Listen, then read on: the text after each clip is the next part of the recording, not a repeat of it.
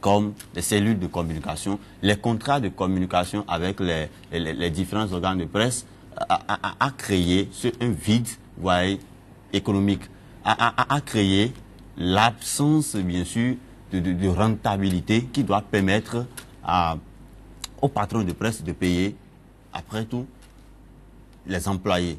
Et donc, on observe bien sûr cette précarité, cette déception dans le rang de la presse. Et justement, quand on approche les différents confrères sur la question,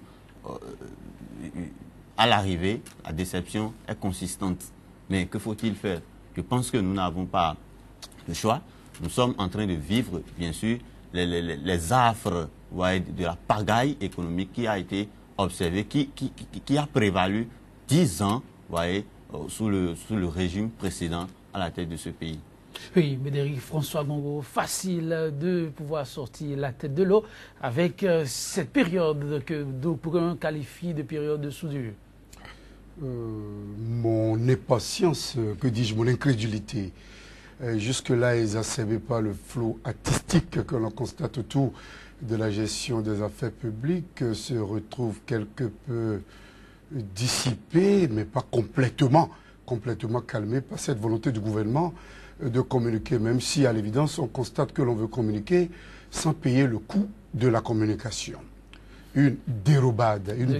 De quoi parlez-vous? Communiquer sans payer le coût de la communication. Une dérobade qui en arrive à se faire sentir par une obstruction au niveau du canal de communication entre les populations et les gouvernants qui, à l'évidence, ont l'obligation morale et physique de faire, mais de faire également savoir. Tel n'est pas le cas. Nous n'allons pas pleurnicher sur le sort des fondés de pouvoir, des fondés des organes de presse que nous sommes.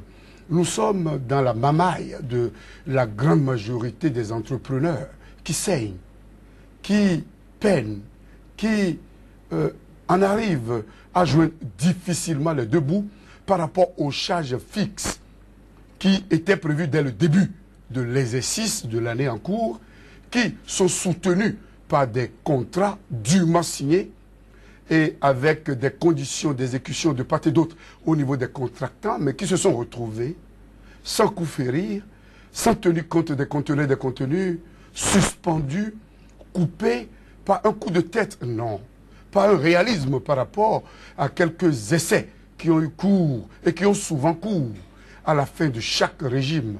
Cela se passera également vers 2020-2021. Cela se passera.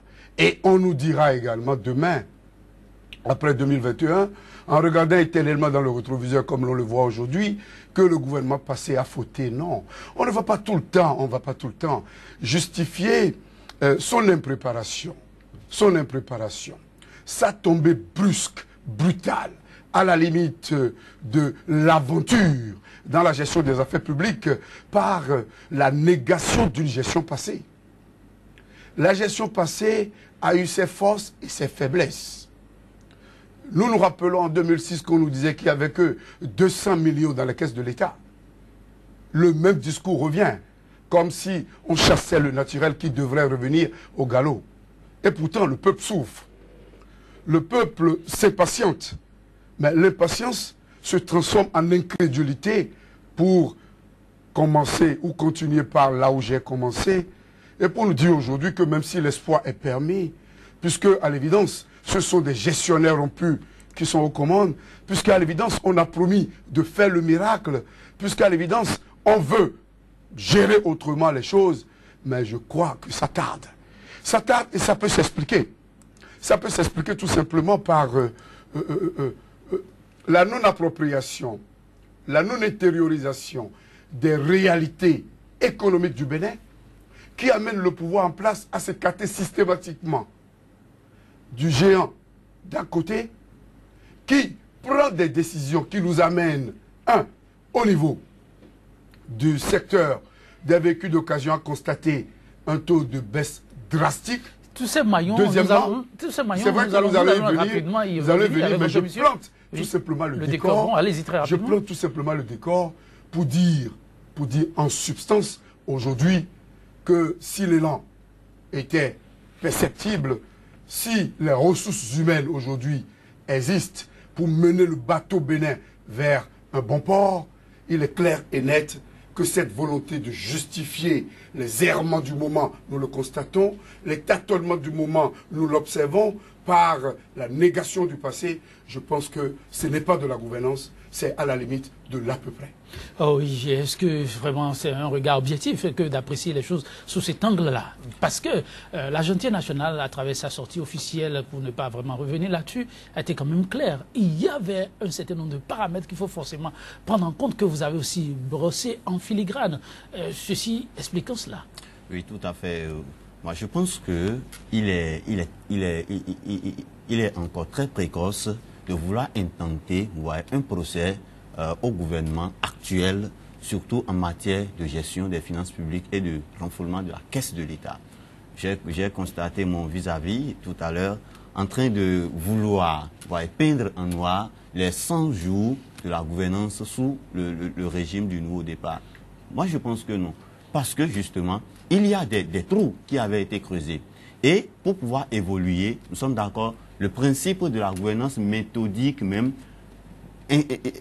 établit qu'il faut au préalable, bien sûr, fermer ces trous-là, faire l'état des lieux. Et c'est justement, c'est l'état des lieux effectué qui a révélé que on ne peut pas évoluer dans un contexte pareil au nôtre sans avoir effectué cet état des lieux, sans avoir réglé les problèmes fondamentaux qui avaient bien sûr caractérisé le gouvernement passé. Regardez, une dette intérieure, à coût faramineux, intérieur comme extérieur.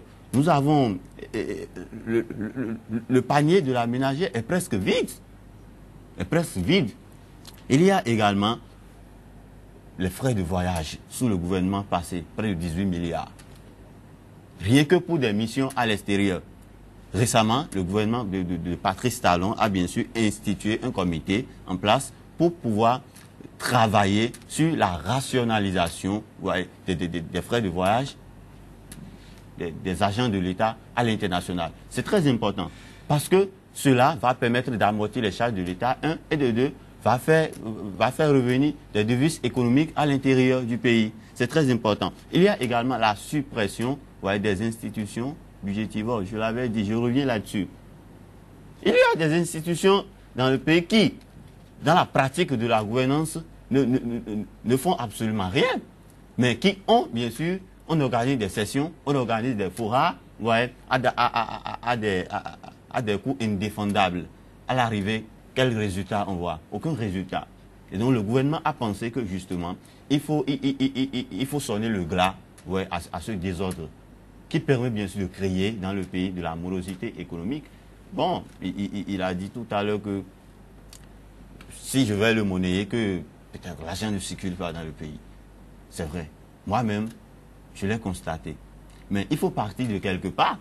Il faut partir de quelque part parce que si on n'arrive pas à réduire les frais de l'État, si on n'arrive pas à réduire, bien sûr, la gestion des finances publiques,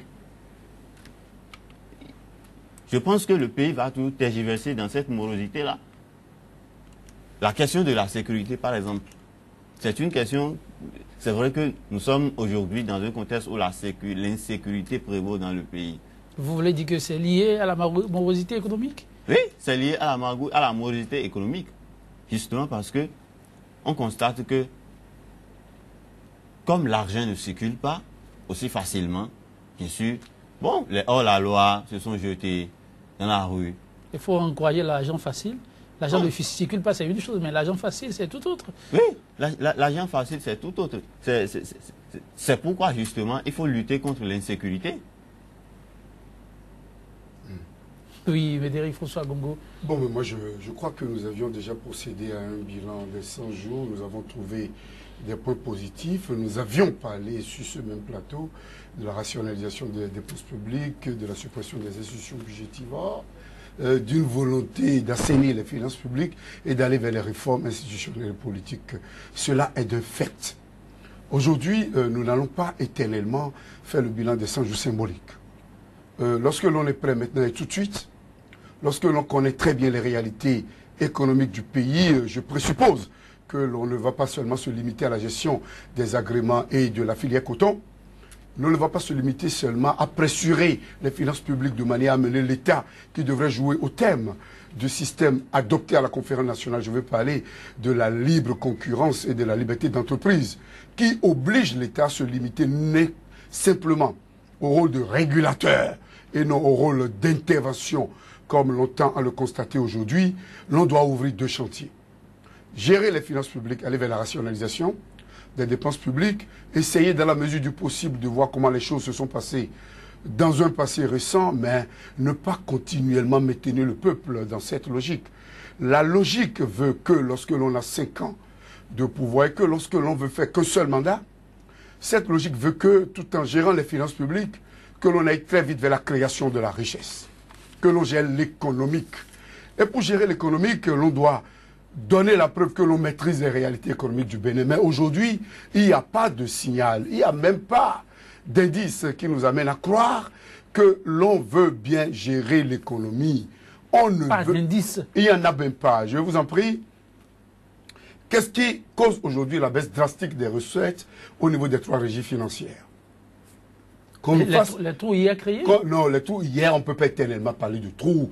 Lorsque vous prenez une maison, vous en avez certainement la capacité de redresser la charpente, de redresser la construction que vous avez constatée biaisée et éventuellement de remonter les niveaux supérieurs pour permettre à ceux qui ont cru en vous de savoir que vous êtes capable de quelque chose et pas seulement de vous limiter à rapidement mettre les mains dans les caisses de l'État pour se servir, non pas avec les cuillères ni avec la louche, mais avec des grues et de manière assidue. À quoi faites-vous allusion? Suivez mon regard. Non, moi je ne suis pas votre regard. Suivez mon regard. Vous parlez de louche et maintenant c'est des grues qu'on utilise pour Suivez se servir. mon regard et là, sous le régime de la rupture, je n'en vois pas. Vous savez bel et bien que je n'ai pas ma langue dans ma poche mais on veut savoir, vous faites allusion et que les quoi, couilles, j'en ai tellement grosses et qui sont en bonne place. C'est qu'on a vu, on nous a dit que le coton est d'une impérieuse urgence. Et vous n'allez pas remettre ça en cause. La campagne cotonnière pointe à l'horizon, Médéric François Bongo. Oui, et vous le savez. Oui, évidemment. Évidemment que la campagne cotonnière pointe à l'horizon, mais évidemment également que la balance commerciale entre le Bénin et les autres pays, notamment du grand géant d'à côté, se retrouve drastiquement déficitaire. Amenant à constater, et là, je donne de la consultation gratuite au gouvernement. Si toutes ces éminences n'en sont pas capables de le faire, si toutes ces expériences ne veulent pas se mettre à profit pour permettre au peuple béninois de savoir qu'on ne sait pas. Vous ne donnez pas trop d'étoffes, mais il y a Koupaki et Ablé Biotchané. Quelle consultation encore de Médéric? Pour moi, je ne crois jamais aux banquiers. Les banquiers sont des gestionnaires des ressources qu'on dépose à leur niveau. C'est vrai qu'il y a des banquiers de développement, mais pour moi, je veux voir des créateurs de richesse et jusque-là, je n'en vois pas. Et excusez, je suis libre de mes opinions. Non, c'est vrai, mais je les assume. Un peu et dans n'importe quel fora, je suis prêt à démontrer. Si on me donne le temps, j'aimerais que vous allez-y, me donniez allez-y. le temps. Dans le cas de figure, c'est que nous constatons qu'il y a une baisse drastique des recettes au niveau des 3 régies. Je veux parler de la douane, je veux parler des impôts, je veux parler du trésor. Les chiffres sont là et l'on ne me démentirait pas aussi facilement. Je constate qu'au niveau de la filière des véhicules d'occasion, nous avons autour de 57% de baisse. Je remarque avec amertume qu'au niveau des protéines animales, les importations ont chuté, amenant les recettes douanières à se faire sentir et amenant des travaux connaissent à ne plus avoir d'activité. Je rappelle, pour le premier sujet, que s'il y a un frère libanais, parce que la plupart sont presque nés ici, s'il y a un frère libanais qui part, c'est au moins à la base de la pyramide de génération de recettes et de revenus, nous avons un minimum de 30 Béninois qui sont au chômage technique et donc les familles qui ressentent cette situation un peu pénible. Pour revenir sur d'autres situations également, le panier de la ménagère, c'est un discours sempiternel, un discours récurrent que les politiques avancent pour tenter de justifier leur incapacité. Et cette incapacité se constate aujourd'hui. Les récents résultats du sondage organisé par l'Institut béninois du sondage nous donnent autour de 50 quelques % d'insatisfaction. Et là, je crois que cet institut a été vraiment clément. Et la remarque persistante qui se remarque sur le terrain, si je me répète, nous avons la voix des Béninois qui sont désabusés. Des Béninois qui disent partout qu'ils arrivent beaucoup plus aujourd'hui qu'hier à ne plus joindre les deux bouts. Et ça, c'est un fait. On ne va pas mettre ça sur le compte du gouvernement passé éternellement.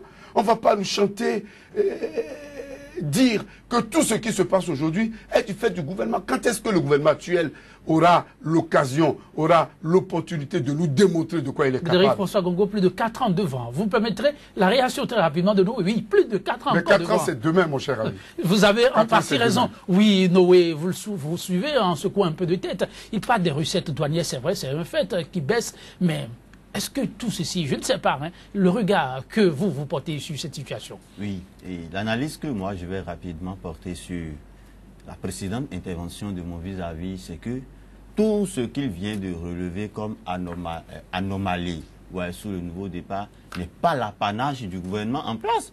C'est bien sûr la conséquence directe du gouvernement, de la gestion, du gouvernement passé. Combien de temps la rupture a déjà effectué à la tête de la magistrature suprême pour qu'on lui attribue l'émergence des problèmes dont il vient de faire cas? Je ne pense pas. Je ne pense pas. Au contraire, le gouvernement actuel est en train de gérer une litanie de problèmes. Les mesures actuellement en vogue au niveau des recettes douanières, à votre avis, c'est quand même prometteuse? Oui, ça promet. Ça promet parce que le positionnement, les entrées fiscales telles qu'elles doivent se faire désormais, les dédouanements, tout ceci réuni? Tout ceci réuni promet, pour le bonheur de tous les Béninois, à tous les niveaux du pays.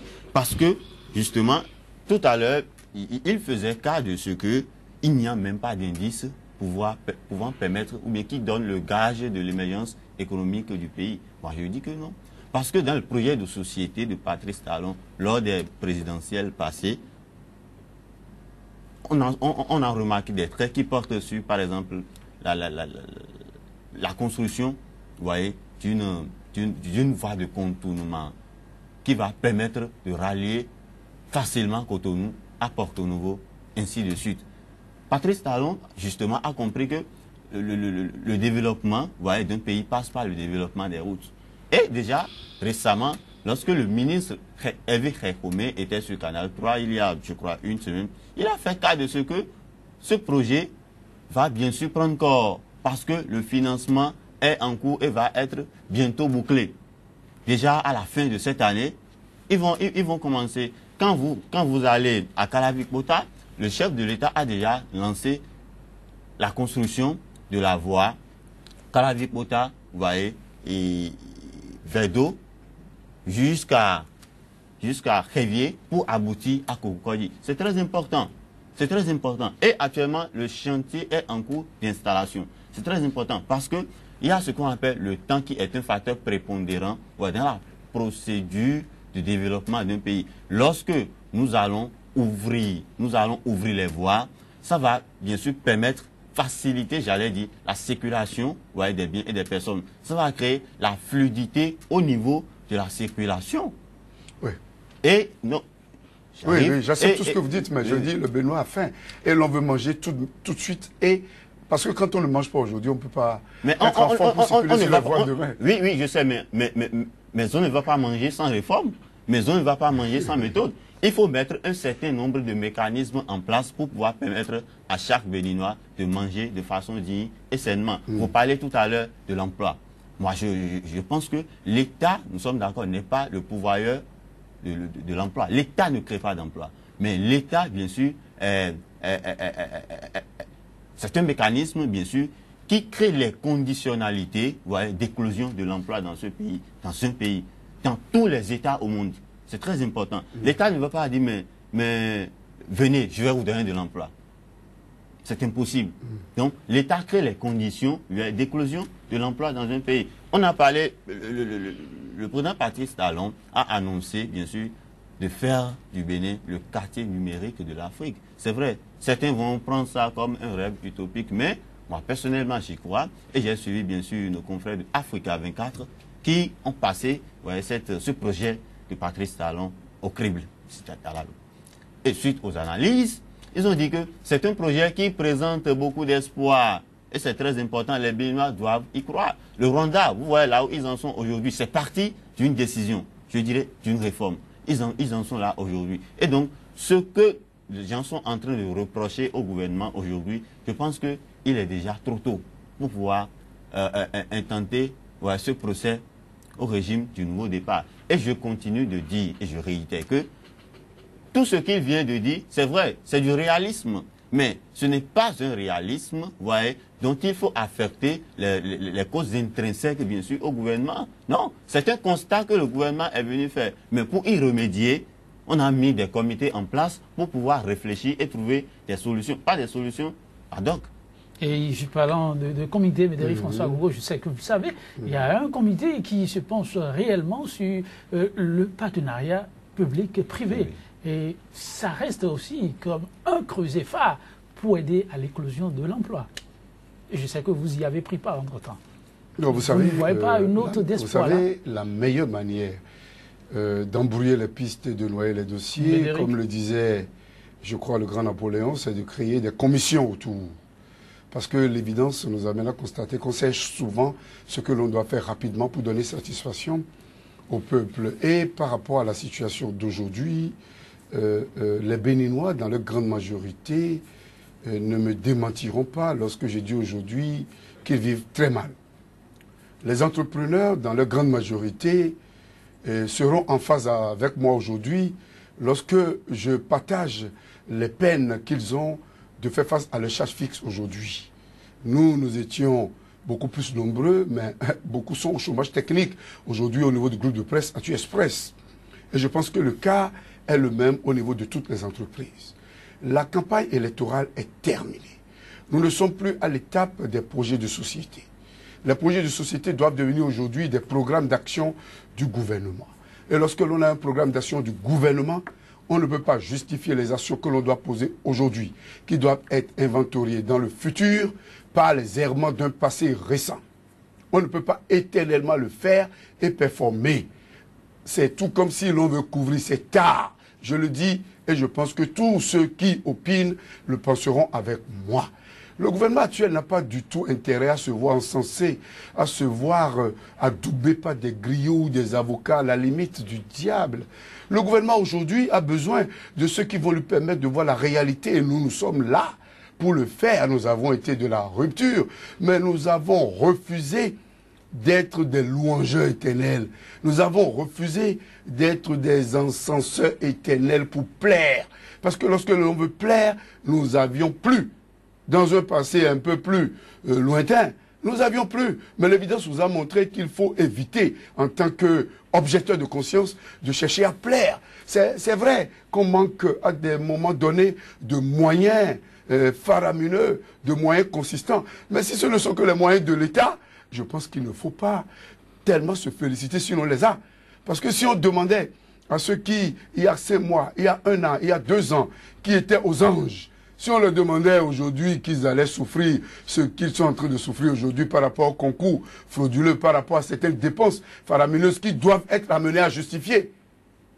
Comme l'a dit le ministre des Finances hier, si on leur demandait il y a quelques mois, il y a quelques années qu'ils allaient le faire, ils n'allaient pas accepter être chef. Donc, dans une suite logique des événements, je crois bel et bien qu'il faut que nous soyons raisonnables, que nous soyons en phase avec les populations. La campagne électorale est terminée. Le chef de l'État est arrivé pour régler les problèmes des Béninois. Il pense bel et bien que les réformes institutionnelles et politiques sont véritablement des problèmes à régler. Nous le lui concédons.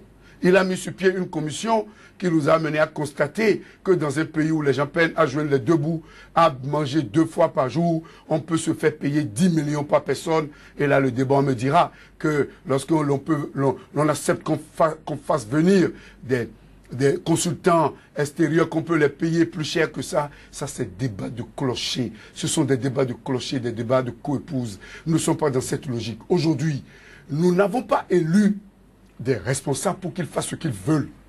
Nous les avons élus pour qu'ils fassent ce qu'ils doivent faire. Et parlant de ce qu'ils doivent faire, Médéric François Gogo, oui, vous avez suivi le ministre. Il a dit la dette intérieure est en passe d'être apurée complètement. Mais déjà, qu'est-ce qui a été fait? L'agentier affirme que les prestataires et fournisseurs dont la facture est dans la tranche de 0 à 20 millions ont été tous payés. Le paiement a également débuté pour ceux de la tranche de 20 à 50 millions de francs CFA. Mon cher ami, lorsque vous avez contracté des dettes au niveau d'une banque et que vous avez des échéanciers rigoureusement établis pour payer et que vous avez des retards, je pense que les agios et les intérêts peuvent facilement bouffer les ennemis et les bénéfices que vous avez. Et si l'on considère que la plupart des banques que nous avons dans notre pays sont à capitaux étrangers et que les prestataires de services doivent être retenus, les fonds doivent être retenus une fois que l'on les paye au niveau de leur banque, on se demande ce que l'on aura à injecter dans l'économie pour faire tourner la machine. C'est vrai, nous reconnaissons au gouvernement cette volonté de faire de l'état des lieux, mais l'état des lieux, on peut le faire parallèlement en payant certaines dettes urgentes pour permettre à l'économie de tourner. L'on a eu du retard. Je ne sais pas comment on va rattraper de manière magique et artistique ce retard. Je concède au pouvoir en place la volonté de bien faire. On ne peut pas douter à un entrepreneur qui a toujours eu à payer très bien ses employés, qui a connu les affres des quiproquos et qui le chef a fait prier pour s'en plaindre au tribunal arbitral de la Côte d'Ivoire et qui malheureusement en arrive à demander que l'on coupe, que l'on suspende des contrats de ces pères entrepreneurs sans crier gare, quitte à ce qu'ils meurent de faim, que les employés soient jetés dans la rue. Je concède à celui-là de bel et bien vouloir régler les choses. Mais permettez-moi de le constater, que je me dis, un, qu'ils n'étaient pas prêts pour gérer, eux tous. Deuxièmement, qu'ils ne me convainquent pas de ce qu'ils peuvent créer. Troisièmement, qu'ils ne doivent pas se limiter éternellement à me dire que Boni Yahi, que Komi Koutche, que patati patata. C'est un disque qui est devenu rayé. Très chers parents, très chers amis, très chers partenaires de la rupture, sortez de votre topper, refusez de regarder dans le rétroviseur, donnez la preuve au peuple, un, que vous pouvez permettre aux Béninois de se nourrir, deux, que vous pouvez permettre à la balance commerciale de se rétablir, trois, que vous pouvez nous permettre de savoir aujourd'hui qu'au niveau du Nigeria, on doit rapidement mettre sur pied une mission économique pour aller savoir de quoi cela retourne les fluctuations au niveau du Naira, la baisse au niveau des recettes d'exportation, comment confirmer à nos partenaires nigériens que l'on ne veut pas se limiter seulement à la réexportation des protéines animales, de l'huile, du riz, des produits laitiers, etc., etc., et que l'on veut mettre sur pied maintenant des canevas pour permettre aux mini-industriels, aux mini-entrepreneurs, aux mini-agriculteurs d'aller vers la production interne. Je veux parler de deux produits fondamentaux. Parce qu'il faut qu'on soit dans le concret. Au Nigeria, 100 millions de personnes mangent quotidiennement de l'huile rouge et de la farine de manioc. Est-ce que le Bénin ne peut pas devenir une terre de production à grande intensité de ces deux produits et profiter des tests et règlements de l'espace CEDEAO pour les vendre sur le marché nigérien? Est-ce que nous devons être dans une logique de dépotoir pour le Nigeria et éternellement amener des produits ici et ne les amener là que dans une logique d'achat-vente ou d'achat de circulation? Est-ce que l'on ne peut pas permettre aux Béninois, c'est en cela que je dis, bon roturier que je sois, que je dis que je n'ai pas des signaux que l'on veut créer la richesse. La gestion des finances publiques, oui, mais la création de la richesse pour booster l'économie, je ne vois pas encore d'indices, je ne vois pas encore des signaux et personne ne peut me dire le contraire. Je n'ai pas besoin de plaire à quelqu'un, mais je n'en veux à personne. Et avec moi, beaucoup d'analystes n'en veulent à personne. Nous sommes dans les forats, nous sommes dans des cercles, nous sommes dans des clubs où la chanson la plus partagée par tout le monde, c'est que nos très chers amis qui dirigent aujourd'hui doivent arrêter de penser qu'ils peuvent justifier les impairs, les hécatades, les errements par les manquements du passé. Les manquements du passé sont constatés par tous. Et là, on ne va pas revenir éternellement dessus. Mettez sur pied des comités parallèles pour connaître des problèmes du passé. Mettez sur pied des structures ad hoc pour maîtriser les situations du présent et nous permettre d'espérer que même si le présent est relativement mal, que si nous sentons les affres d'un passé récent, que demain sera meilleur. Et pour que demain soit meilleur, c'est qu'il ne faut pas être rancunier. Pour que demain soit meilleur, il ne faut pas faire du discours autour de la dette. Parce qu'on parle de 2000 et quelques milliards. Nous avons investigué. Les dettes de 2000 et quelques milliards, on doit avoir dedans les encours des dettes contractées depuis 25 ans. Oui, nous avons investigué. On ne peut pas nous dire tout de go que c'est le régime Boni Yahi qui a contracté 2000 et quelques milliards. C'est à la limite de l'indécence intellectuelle. On ne peut pas nous prendre tous pour des godillots et nous amener à comprendre que, mais l'argent, il y a des procédures. Les trésoriers, c'est les mêmes qui sont là. Les fiscalistes de l'État, ce sont les mêmes qui sont là. les douaniers, c'est les mêmes qui sont là. On ne va pas réinventer le Bénin. Il faut prendre l'existentiel. Constater que si le peuple a accepté voter 65% pour la rupture, c'est parce que ça n'allait pas. Ça, c'est un fait. On ne va pas revenir dessus. Mais aller vers l'essentiel. L'essentiel, c'est de donner son empreinte au développement du pays. C'est de rapidement aller. Il n'y a aucune mesure qui rassure nos parents du Topa, aucune mesure qui rassure les jeunes entrepreneurs qui veulent créer, aucune mesure qui rassure les partenaires qui doivent venir investir. Il n'y a rien. Mais on nous chante qu'on veut, et lorsque vous osez taper dans la fourmilière, on vous prend comme un éternel insatisfait, un éternel, j'allais dire équilibriste, mais non, Oui, mais non, les chers amis. Oui, de tout. Mais La non. facture, je reviens là-dessus, la facture, parlant de la dette intérieure, bien entendu. Ceux qui ont des montants de 0 à 20 millions, ils peuvent déjà pousser un ouf de soulagement. Le gouvernement a rassuré. Ça, c'est quand même un indice parmi tant d'autres. Oui, je crois que c'est un indice parmi tant d'autres, c'est un indice prépondérant. Vous voyez, le gouvernement a promis, bien sûr, rembourser tous ceux à qui l'État doit. Nous sommes d'accord. C'est un indice prépondérant. Maintenant, lorsque je reviens sur l'intervention de mon vis-à-vis, je pense que il y a trop de littérature. Il y a trop de littérature parce que le développement, vous savez, ce n'est pas de la magie, c'est de la procédure. C'est des étapes par étapes. Oui, les rapports aujourd'hui du Bénin avec le Nigeria, vous l'appréciez quand même comment?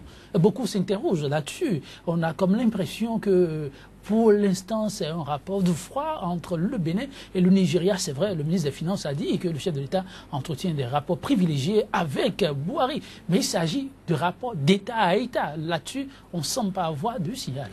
Oui, c'est vrai, mais c'est justement la grande question. Le rapport avec le Nigeria, les négociations sont en cours. Peut-être que le gouvernement attend, bien sûr, publier les résultats de ces négociations après avoir eu un contrat bien signé avec l'État nigérien. On ne va pas quand même anticiper les faits. Et si on anticipait les faits et que plus tard, comme ça s'est passé sous le régime passé, rien de concret n'a été révélé. On a donné alors aux Béninois un espoir utopique. Et donc, c'est pourquoi, jusqu'à présent, ils sont dans les négociations. Au grand jour, vous verrez bien sûr les résultats qui seront publiés. Et moi, je suis très sûr et convaincu que ce rapport, ce chantier de contrat que le gouvernement a décidé de signer avec le Nigeria va aboutir. Mais l'autre chose, au-delà du rapport que le gouvernement tient à signer avec le Nigeria, est que on ne va pas faire, vous voyez, du Nigeria, du géant Nigeria d'à côté, la poule aux œufs d'or. Malheureusement cela, on n'a pas le choix. On n'a pas le choix. Maintenant, il faut aussi penser à des opportunités intérieures du pays pour pouvoir booster, nous sommes d'accord, l'économie. Et parlant d'opportunités, certains évoquent la diversité agricole, la diversification, dans ce sens prôné par le gouvernement. Justement, il y a la diversification des productions agricoles nationales. Il y a également le tourisme qu'il faut promouvoir. Si vous prenez le Bénin a un patrimoine touristique purement, voyez, naturel, à contrario du Sénégal qui dispose d'un patrimoine culturel, voyez, artificiel. Et donc, le gouvernement de Patrice Talon a pris des mesures, a pris des décisions, en collaboration bien sûr avec le ministère de la Culture et du Tourisme. En somme, il faut lui accorder encore un peu de temps. Il faut lui accorder, nous sommes d'accord, un peu de temps. Et l'autre chose que les Béninois doivent comprendre jusqu'à présent, c'est que c'est très important.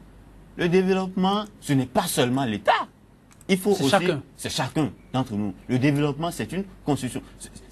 Comme le disait Marietou Magneta, le développement n'a de sens que lorsqu'il est partagé de tous. Il faut que chaque Béninois, à divers niveaux, s'implique réellement dans la danse. Non, d'autant, quel peut être votre mot de fin avant qu'on clôture cette émission, plus qu'une minute pour nous?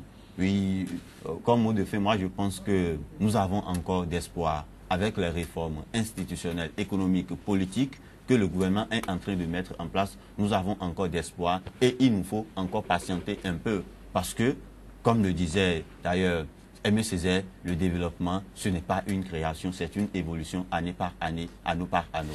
Le développement, ce n'est pas une création, c'est une évolution année par année. Oui, Médéric François